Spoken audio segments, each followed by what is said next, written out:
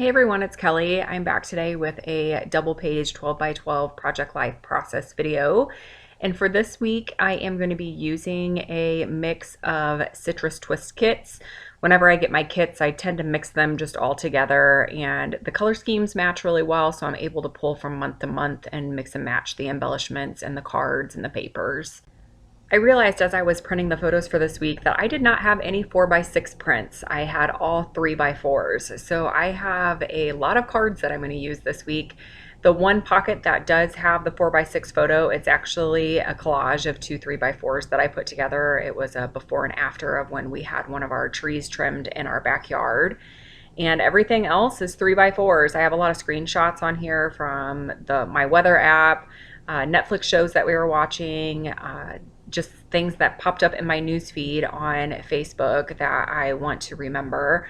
I also have a screenshot of a text message that my dad and I were sending back and forth to each other, and just wanted to capture his humor, and I thought that text message was a great way to do that.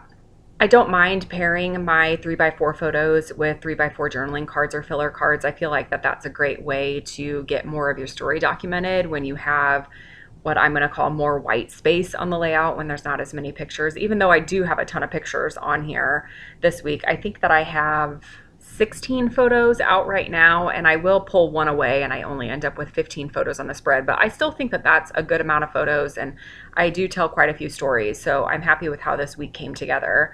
Right now I am struggling where I have that square print in the bottom right hand corner. I want to add journaling, but I don't want to just type it on the pattern paper that I used as the card in that pocket. So I was trying to figure out what to do, and I end up finding a Ticket die cut that was just the perfect size to add the caption or the journaling that I wanted to add for this photo. I did replace the pattern paper in the upper right hand corner where there's the picture of the weather map, and then it looks like a black and white picture, but it was actually a picture taken at night when it was storming, and I swapped out that paper for that journaling card.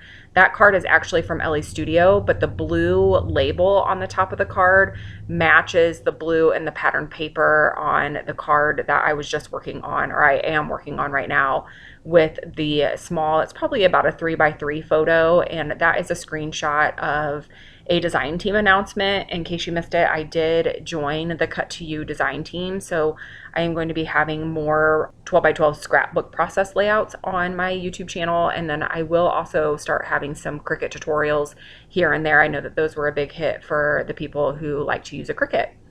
So now I'm just adding some die cuts here and there around the layout, just adding more color and also adding to the story. So the die cut that I'm adding right now says good morning, and that was a picture of my cat taken in the morning when I woke up, and it talks a little bit about the story, about how he behaves in the morning. Normally he runs straight into the bedroom as soon as we open up our door, and he's on my face and laying on my chest and my neck, but this morning he must have been extra tired because he was just all stretched out in the hallway when I walked out of the bedroom. So I snapped a picture of him. So the card that I'm working on now goes with that weather photo in the top right hand corner, and I have this weather stamp set from Citrus Twist, and it has a severe weather stamp included in it, and I wanted to add that to the label portion on the journaling card, but the stamp was a little small and it didn't fill up the journaling card the way that I wanted it to. So I decided to go ahead and do a little bit of masking. So I've stamped out the severe weather twice, and now I'm fussy cutting out one of those images. Then I'll add some temporary adhesive to the part that I'm fussy cutting out, and I'll position it right on top of the severe weather that's still stamped onto the paper. And then I'm going to use a cloud stamp and stamp on top of that, and that will make it so the words don't get covered up by the cloud stamp. And I'm just doing this on a piece of scrap paper right now because I wanted to make sure I liked how it looked before I committed to stamping it onto the journaling card. And I do like how that looks, so I'm going to go ahead and do that same thing onto the journaling card, and I'll hold it a little bit closer to the camera so you can see the end result. So now I'm moving on to this really dark photo. It's actually a screenshot of when Netflix announced that they were going to be having that new Unsolved Mysteries series available for streaming. And we love Unsolved Mysteries. We actually watch the original with Robert Stack all the time on Amazon Prime.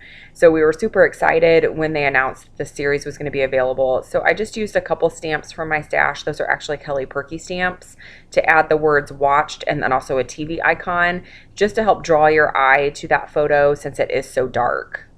Now I'm adding a stamp to this photo of a piece of pie. My husband brought home a piece of pie from the restaurant that our family owns. I love the pie, and I normally always have a piece when I'm there on Fridays, but I didn't work this week, so he brought one home for me without me even asking, and I just thought it was so sweet. So I typed a little bit of journaling there about how it warms my heart to know that he's thinking of me when he's at work, and just that he knows my love language with acts of kindness and food. And I think that stamp says food, definitely food. And I thought it was perfect to add with the journaling that I had on there. And I didn't even plan it that way. It just happened to work out that I had a stamp that matched the theme of the journaling.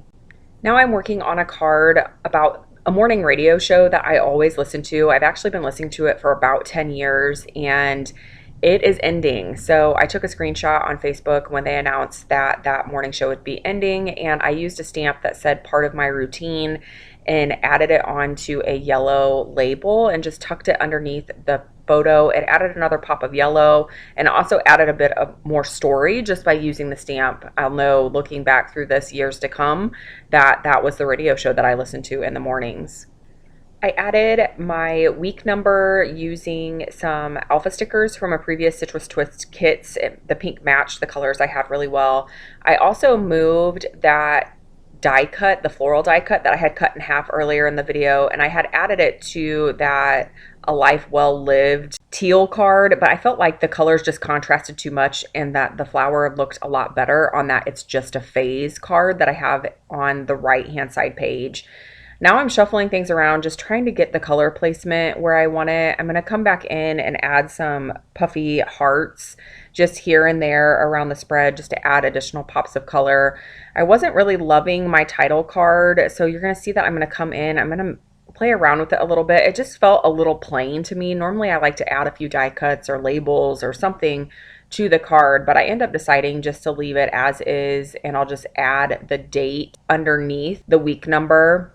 And then I'll call this spread done. I think I've talked about all of the photos except for the weather photo, which is on the left-hand side it's the white card with the circle and the heart. That just talks about how we were gonna go swimming, but it was raining that day. I added my text in a circle. I do have a tutorial showing how to do that using PicMonkey if you're interested in checking that out.